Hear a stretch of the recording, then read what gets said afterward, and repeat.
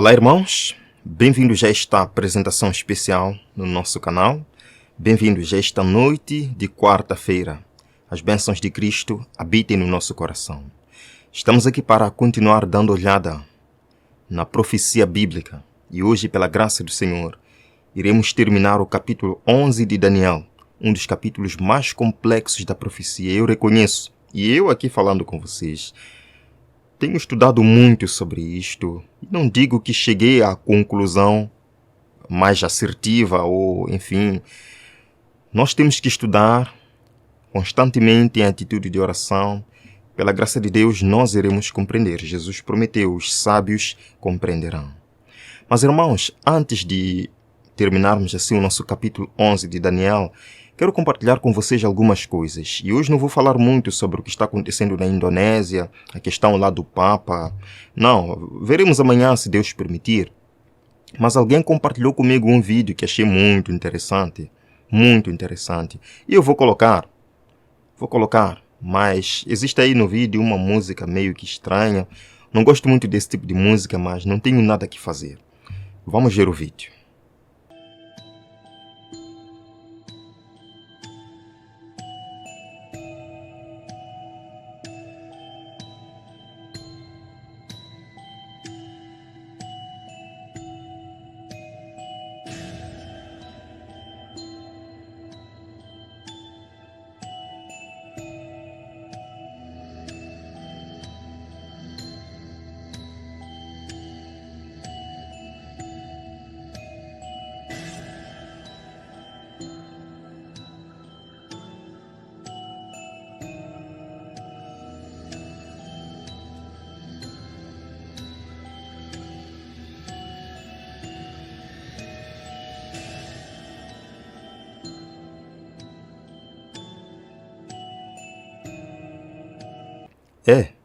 Eu achei surpreendente e interessante ver isto.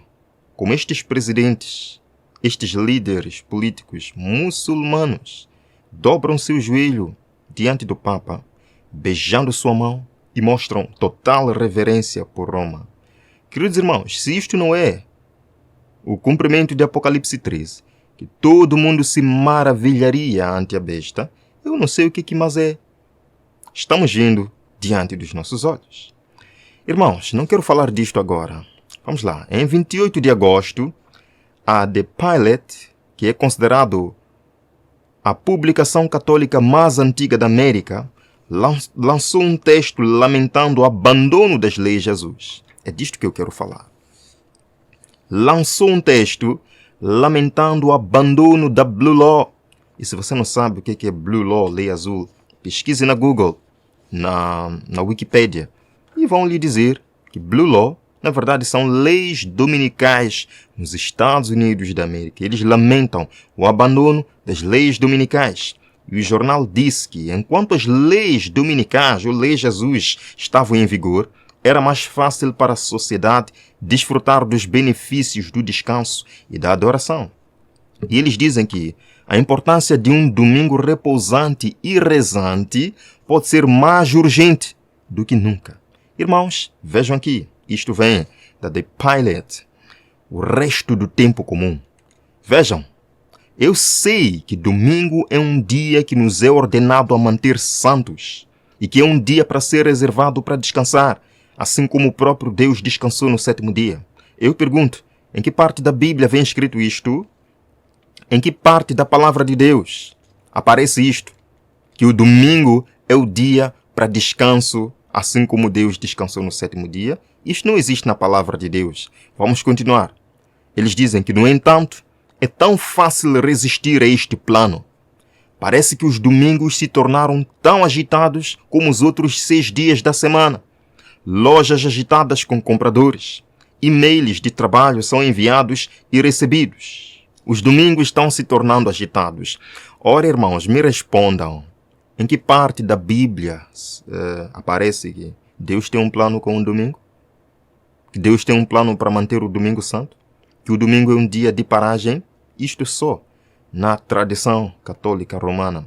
Vejam, eles dizem que é fácil olhar para trás com nostalgia, numa altura em que as chamadas leis Jesus, leis dominicais, desaceleraram um pouco a esteira da vida e podem ter tornado mais fácil manter os domingos como dia de adoração e descanso.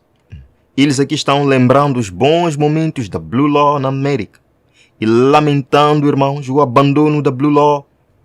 E o mais trágico, irmãos, é que esta lamentação e esta lembrança da Blue Law, este convite para a América voltar à Blue Law, não está sendo feito apenas pelos católicos americanos. Protestantes americanos já estão na corrida, também influenciando as pessoas para voltarem à Blue Law. Vejam aqui, esta é uma publicação de um ministro metodista americano. Eu não vou falar o nome. Vejam, irmãos. Siga voluntariamente as leis Jesus para receber os benefícios que elas oferecem. Como assim? Siga voluntariamente as leis Jesus, siga voluntariamente as leis dominicais. Agora, deixem-me vos dizer que as leis Jesus na América nunca foram criadas numa base voluntária. As leis Jesus foram criadas para oprimir, para obrigar as pessoas a pararem no domingo, para obrigar as pessoas a frequentar a igreja. Vejam, este ministro falou, quando eu era criança, as leis Jesus eram bem comuns em todo o país.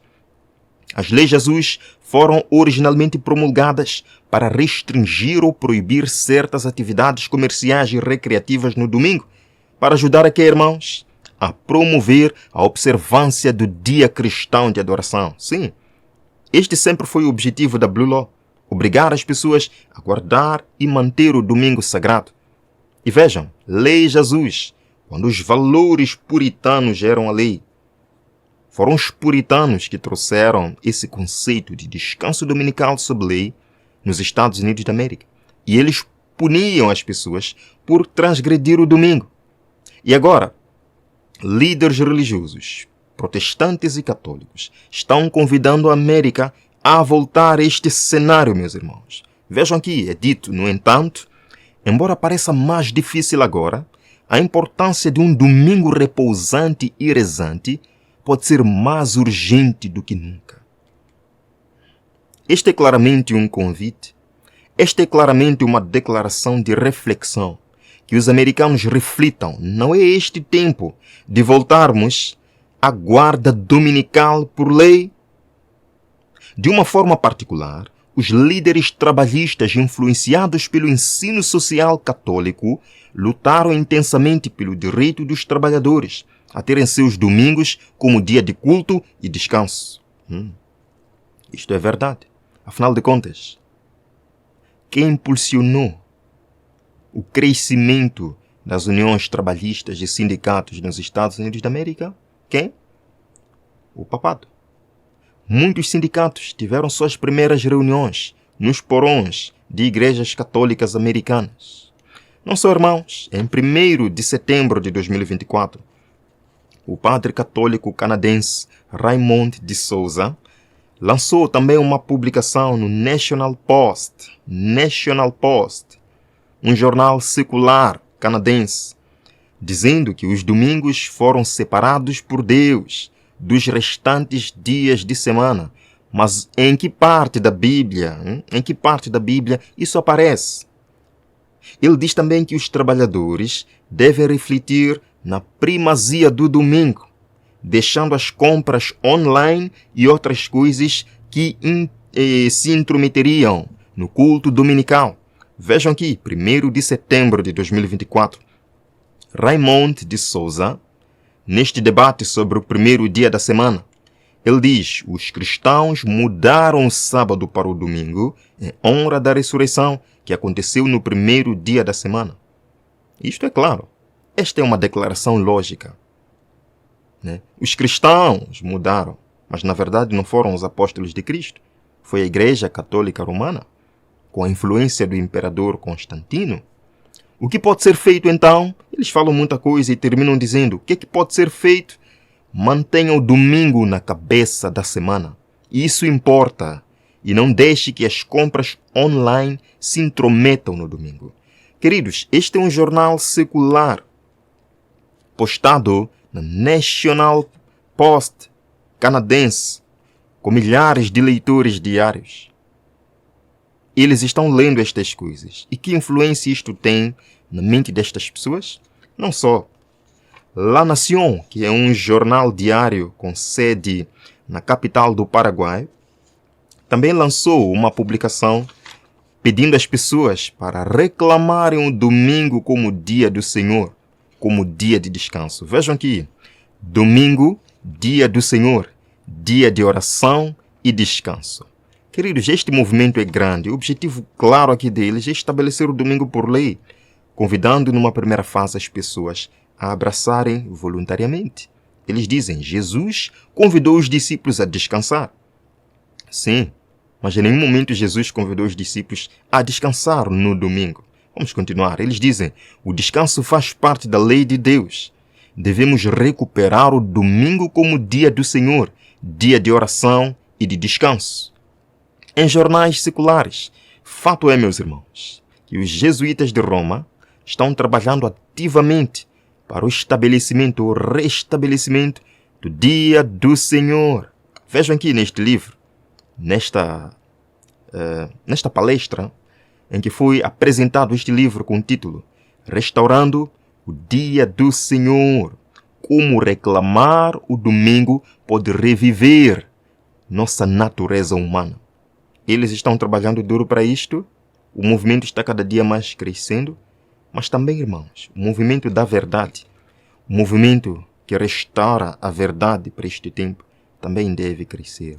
Deus convida eu e você para, num tempo como este, num tempo de engano como este, proclamar a verdade da lei de Deus que está sendo pisada a pés, de um poder que procuraria mudar os tempos e a lei, e este é o poder romano. Este poder, irmãos, precisa ser apresentado diante do mundo. O mundo precisa conhecer a verdade. Vamos lá então. Daniel capítulo 11. O rei do norte no tempo do fim. Este é o nosso 21º estudo. Vamos convidar a Cristo em oração. Obrigado, Jesus Cristo, pela oportunidade, mais uma vez, de podermos estudar a profecia bíblica. Venha nos santificar por meio da sua palavra, nos dar plena compreensão. Em nome de Jesus. Amém.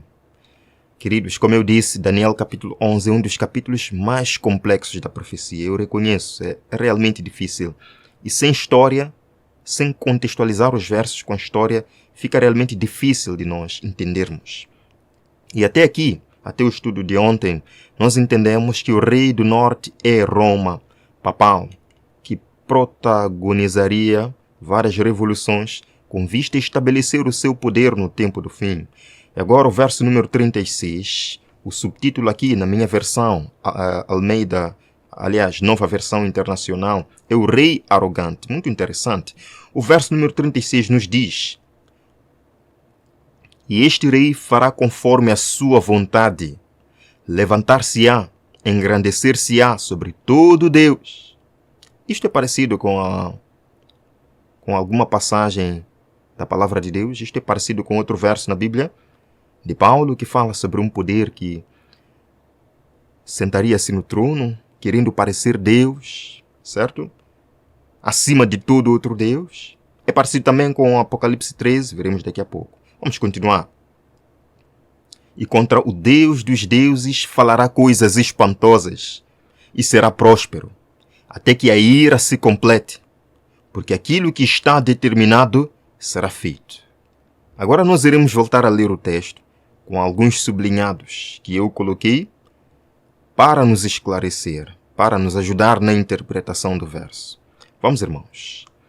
Este rei, que rei está se falando aí? O rei do norte, Roma papal, fará conforme a sua vontade, o que equivale ao domínio mundial. Fará tudo que lhe aprouver, terá poder para fazer a sua vontade. É um domínio mundial. Levantar-se-á e engrandecer-se-á sobre todo Deus. Terá domínio sobre todas as religiões. Paganismo, hinduísmo, enfim, o shintoísmo, o islamismo. Terá poder sobre todas as religiões, sobre todo Deus. E contra o Deus dos deuses falará coisas espantosas. Contra o Deus verdadeiro falará blasfêmias, proferirá blasfêmias e será próspero até que a ira se complete, porque aquilo que está determinado será feito. Está claro agora com estes sublinhados? Irmãos, como eu disse, este verso tem semelhança com as descrições de Apocalipse capítulo 13. Eu quero vos levar agora de forma breve. Não tire o seu dedo de Daniel capítulo 11. Vamos a Apocalipse capítulo 13 para vermos algumas semelhanças. A Bíblia nos diz, lá em Daniel 11, que todos vão se submeter a ele. Governos vão se submeter ao Rei do Norte. Nações e religiões vão se submeter ao Rei do Norte. Vejam, por exemplo, Apocalipse 13, verso 7. Foi-lhe dado o poder para guerrear contra os santos e vencê-los. Foi-lhe dada autoridade sobre toda tribo, povo, língua e nação. As religiões estão espalhadas entre as tribos e nações. Todos os habitantes da terra adorarão a besta, né? Adorarão a besta. Enfim, irmãos, há muita semelhança entre Apocalipse 13 e Daniel capítulo 11, este poder do verso número 36. Irmãos, vocês sabem que o papado já há um tempo vem trabalhando no estabelecimento de uma religião mundial, mas que na verdade essa religião mundial centra-se no papado. O papado não está realmente interessado no ecumenismo. O ecumenismo é apenas uma estratégia para que Roma seja engrandecida diante de todas as religiões. Por exemplo, o cardeal Ratzinger, que se tornou Bento XVI, o Papa Bento XVI já falecido, protagonizou vários encontros nos Estados Unidos da América com diferentes religiões. Não só o próprio João Paulo II, em 1986, se não estou em falha, realizou um encontro em Assis que reuniu 130 líderes das maiores religiões do mundo. E neste encontro, João Paulo II permitiu que Dalai Lama substituísse a imagem da cruz com a imagem de Buda. E todos adoraram, inclusive João Paulo II. E ele falou que todos estão adorando o mesmo Deus. Isto é muito interessante. Então, irmãos, este movimento ecumênico que visa unir todas as religiões, na verdade está sendo encabeçado por Roma. É isso mesmo, irmãos. O verso número 37 nos diz: e não terá respeito ao Deus de seus pais, nem pelo Deus preferido das mulheres. O que isto significa, irmãos? Quando a palavra de Deus diz que o Rei do Norte não terá respeito pelo Deus preferido das mulheres, eu acredito que seja simbólico.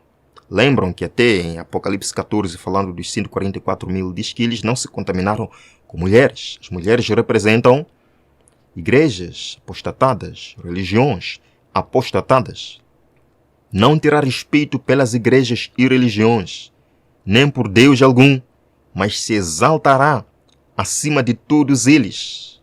Isto aconteceu, está acontecendo ou porventura pode acontecer? Que Roma se colocará acima de todas as religiões e não respeitará religião alguma ou denominação alguma. Por exemplo, irmãos, no ano 2000, Joseph Ratzinger, que é o Bento XVI, emitiu um documento aprovado pelo Papa João Paulo II intitulado Dominis Iesus, onde o Vaticano afirma categoricamente que a salvação só é possível na Igreja Católica. O próprio Bento XVI já lançou um documento dizendo que a Igreja Ortodoxa é defeituosa e que as igrejas protestantes não são realmente igrejas. Que a Igreja Católica é a única e verdadeira igreja sem a qual ninguém terá salvação. Isto aparece também no Syllabus of Errors do Papa Leão X. Irmãos, sim, de fato, Roma não teria respeito pelos deuses preferidos das mulheres. Vamos para o verso 40. E no fim do tempo, o rei do sul lutará com ele, e o rei do norte se levantará contra ele com carros, e com cavaleiros, e com muitos navios, e entrará nas suas terras, e as inundará, e passará. Interessante este verso. Agora aparece de novo o rei do sul. Quem é o rei do sul neste contexto do tempo do fim? O rei do sul, irmãos, representa o ateísmo em todas as suas formas. E nós sabemos que o maior sistema ateu dos últimos dias é o comunismo. O comunismo que prevalece na China, na Coreia do Norte, no Vietnã. Haveria uma guerra, então, entre Roma Papal e o comunismo. Pode ser uma guerra fria, uma guerra escondida, mas poderia ser também uma guerra aparente. Roma, de acordo com o verso, prevaleceria contra o Rei do Sul, prevaleceria contra essas nações e países comunistas. Irmãos, mesmo os países pagãos, cujas religiões não conhecem a Jesus, não reconhecem a Jesus como Deus, por exemplo, o confucionismo, budismo, hinduísmo, shintoísmo, islamismo, outras religiões, prostrar-se-ão diante do papado ou serão aniquiladas. É o que a profecia nos diz aqui. Terá domínio sobre o Rei do Sul, terá domínio sobre o comunismo, sobre o ateísmo nos últimos dias. Daniel 11, verso 41, então, nos diz: e entrará na terra gloriosa. Quem entrará na terra gloriosa? O Rei do Norte, o papado, entraria na terra gloriosa. E nós já sabemos o que representa a terra gloriosa. Veremos daqui a pouco. Mas da sua mão escaparão estes. Quem escapará? Edom e Moabe, e os chefes dos filhos de Amon. Primeiro, a terra gloriosa é uma referência à Palestina e à cidade de Jerusalém. Esta cidade que sofreu muitos ataques, babilônios, os assírios, os egípcios, todo mundo quer Jerusalém. Todo mundo queria Jerusalém, a terra gloriosa. E a posse de Jerusalém sempre foi o sonho dos jesuítas de Roma. Os irmãos sabem disto? Porque Jerusalém é o ponto de encontro de 3 grandes religiões mundiais. Ao longo do tempo, foi a rota dos grandes comerciantes. Jerusalém estava localizado num lugar realmente estratégico. E hoje Jerusalém é o ponto de encontro de grandes religiões mundiais. Sim, o próprio judaísmo, o cristianismo no Ocidente, estamos vendo o islamismo, enfim, o budismo por ali. Então, Jerusalém está no centro, irmãos, de grandes religiões mundiais. E é este lugar que especialmente o papado deseja. A terra gloriosa, o lugar estratégico de domínio de todas estas religiões. E é interessante que Roma foi favorável, aliás, não se mostrou favorável, aparentemente, quando estava-se para construir o Estado de Israel em 1948, lembram, depois da Segunda Guerra Mundial. E a criação do Estado de Israel foi defendida e foi promovida pela família Rothschild, que na verdade a família Rothschild é guardiã dos tesouros do Vaticano, uma das famílias mais ricas do mundo. Alguns dados especiais, irmãos. Em 1895, Edmund James, da família Rothschild, visitou a Palestina, supriu os fundos necessários para formar a primeira colônia de judeus na Palestina. Então, os Rothschilds trabalharam muito para a construção do Estado de Israel e Jerusalém. Segundo aspecto, em 1897, os Rothschilds fundaram o Congresso Sionita para promover o sionismo, que é um movimento político com o propósito de levar o máximo de judeus de volta para a Palestina e criar uma nação para eles. Sim, um movimento semelhante àquele que vemos hoje, em que até pastores americanos estão promovendo e pagando judeus americanos e de outras nações a voltarem para Jerusalém na expectativa de que eles venham reconstruir o terceiro templo para que venha então o Messias Mahdi, Jesus Cristo neste caso. Bem, os irmãos podem ver, podem comparar, por exemplo, o logotipo dos Rothschilds com a bandeira de Israel. Estão vendo aí? É exatamente isto, exatamente isto. E não me digam que este era o símbolo de Salomão. Sim, Salomão usou no tempo de sua apostasia esse símbolo do ocultismo na bandeira israelense. Então, irmãos, ainda no verso 41, a Bíblia diz que mas da sua mão escaparão estes, Edom e Moabe, e os chefes dos filhos de Amon. Edom é outro nome para Esaú, enquanto que Moabe e Amon eram filhos de Ló, descendentes de Ló. E embora Edom, Moabe e Amon fossem familiares ou parentes de Israel, eles também eram inimigos. Os palestinos se declaram descendentes de Esaú. Sabiam disto? Eles se declaram descendentes de Esaú, portanto, são edomitas.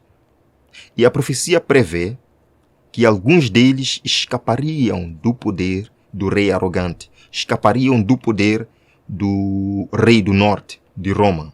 Ou seja, haveria salvação para muitos palestinos, para muitos islâmicos. Irmãos, vamos agora ao verso 42 a 43. E estenderá a sua mão contra os países. Quem estenderá a sua mão contra os países? O rei do norte, Roma papal. E a terra do Egito não escapará. E apoderar-se-á dos tesouros de ouro, de prata e de todas as coisas preciosas do Egito, e os líbios e os etíopes o seguirão. Irmãos, alguns nomes de países aqui nós precisamos entendê-los simbolicamente. Assim como em Apocalipse 11, que diz que o sangue das duas testemunhas seria espalhado no Egito e Sodoma. Não estão falando literalmente de Egito e Sodoma, porque no tempo da Revolução Francesa, Sodoma já não existia. É simbólico. Nós sabemos que antigamente os líbios e os etíopes eram irmãos de sangue dos egípcios. E Babilônia destruiu os líbios e os etíopes. Dominou esses poderes. E assim também, Babilônia espiritual, que é o papado, vencerá essas forças, essas confederações do ateísmo nos últimos dias. E no verso 44, irmãos, se inicia o clímax da visão de Daniel capítulo 11. O clímax da visão do capítulo 11. Vejam só, o verso 44. Mas os rumores do Oriente e do Norte o espantarão. Espantarão a quem? O rei do Norte ficará espantado com os rumores do Oriente, com os rumores do Norte. E sairá com grande furor para destruir e extirpar a muitos. Quem são esses muitos que seriam extirpados pela fúria do rei do Norte? Ora, se nós vermos, por exemplo, Daniel capítulo 12, verso número 10, diz que muitos serão purificados. Muitos serão purificados. Os muitos, irmãos, neste contexto aqui, representam o povo de Deus. Muitos seriam perseguidos pela fúria do rei do norte. Mas por quê? Por ouvir os rumores do Oriente. Irmãos, no auge do domínio mundial do papado, rumores do Oriente se ouvem. O que são? O que eles representam? A palavra Oriente, sempre que aparece na profecia, está conectado a algo celestial, a uma obra celestial. Vejam, por exemplo, Ezequiel 43, 1 a 2. Então me levou à porta que olha para o caminho do Oriente. E eis que a glória do Deus de Israel vinha do caminho do Oriente. E a sua voz era como a voz de muitas águas. E a terra resplandeceu por causa da sua glória. A glória do Senhor vinha do Oriente. Estão percebendo? Vejam também Apocalipse 7, verso 2, no contexto do tempo do fim, do selamento. E viu outro anjo subir da banda do sol nascente, do Oriente, irmãos, e que tinha o selo do Deus vivo.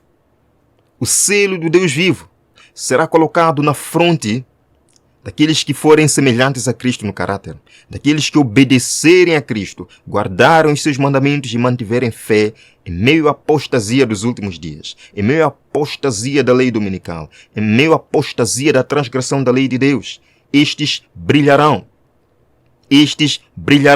e darão um alto clamor.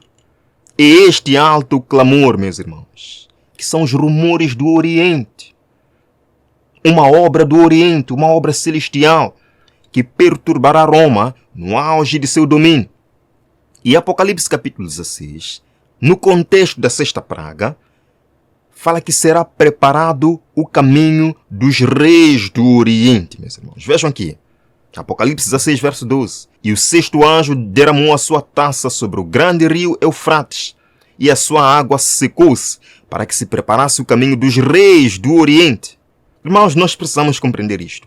Para que se preparasse o caminho dos reis do Oriente. Quem são os reis do Oriente? Cristo e os anjos, preparando-se para regressar a esta terra. Portanto, o Oriente tem a ver com a obra de Deus. O papado fica perturbado porque vê um povo selado com o selo do Oriente, com o selo do Deus vivo. E ele fica apavorado. E ele vai para extirpar esse povo que está pregando a chegada do verdadeiro rei do Oriente, porque Jesus é o verdadeiro rei do Oriente. E nesse tempo, irmãos, de acordo com Apocalipse capítulo 12, capítulo 16, o mundo estará unido pelos 3 espíritos imundos semelhantes a rãs. Vejam aqui. E da boca do dragão, da boca da besta e da boca do falso profeta, vi sair 3 espíritos imundos semelhantes a rãs. O que eles são? São espíritos de demônios que fazem prodígios, milagres, os quais vão ao encontro dos reis da terra e de todo o mundo, para os congregar para a batalha naquele grande dia do Deus Todo-Poderoso. Os rumores do Oriente agitam o rei do Norte. E ele age usando o poder mundial, o poder civil, o poder religioso mundial, os 3 espíritos imundos, para extirpar da face da terra os servos de Deus, os que pregam as 3 mensagens angélicas. Lemos aqui uma passagem. O mundo todo há de ser excitado à inimizade contra os adventistas do 7º dia, porque eles não rendem homenagem ao papado, honrando o domingo, instituição desse poder anticristão. É desígnio de Satanás fazer que eles sejam exterminados da face da terra, a fim de que não seja contestada sua supremacia no mundo. O rei do norte fica preocupado, porque há rumores que estão contestando a sua supremacia no mundo, que estão pregando uma mensagem que contraria suas ambições. E começa uma perseguição forte contra o povo de Deus. É por isso que Daniel 12, irmãos, verso 1 diz: nesse tempo se levantará Miguel, o grande príncipe. E eu falei isto para vocês ontem, que a Bíblia, quando foi escrita, não tinha capítulos. Portanto, o capítulo 12, verso 1, é continuação do capítulo 11. Naquele tempo, que tempo? Neste tempo de perseguição, quando o rei do norte ouve rumores do Oriente, nesse tempo se levantará Miguel, o grande príncipe, que se levanta a favor dos filhos do teu povo. Haverá um tempo de angústia qual nunca houve.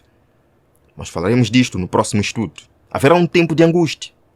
Mas, irmãos, voltando, Daniel 11, verso 45 agora, que é o último verso de Daniel 11. Vejam. E armará as tendas do seu palácio entre o mar grande e o monte santo e glorioso, mas chegará ao seu fim e não haverá quem o socorra. Este será o fim do sistema papal. Mas será mesmo que o papado vai conseguir ter seu trono entre o mar grande e o monte santo?